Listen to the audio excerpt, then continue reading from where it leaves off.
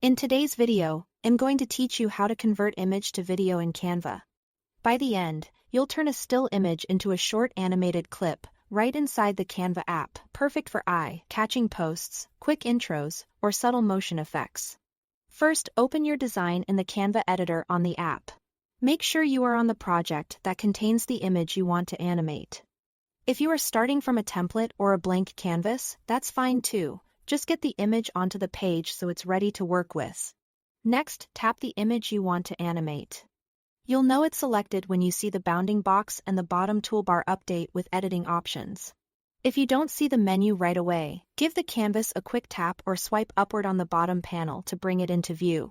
Now, swipe along the bottom menu to find Magic Studio or Edit Photo, depending on what's visible in your version of Canva.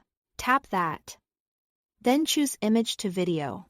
This is the tool that uses Canva's AI to create motion from a still image, and it usually lives in the same area as other smart edits. If the options are arranged differently on your device, keep swiping the toolbar until you see it. Canva updates the layout from time to time. When the Image to Video panel opens, pick between Smart or Custom mode.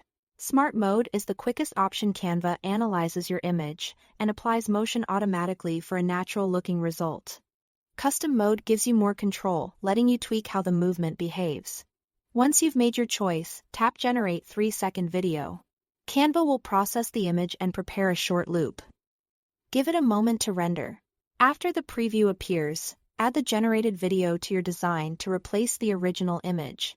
This swaps the still with the moving version in the same position and size, keeping your layout intact.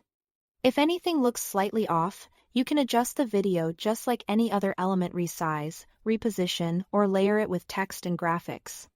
The clip loops seamlessly, so it's great for subtle motion backgrounds or animated highlights. That's all there is to it. Thanks for watching.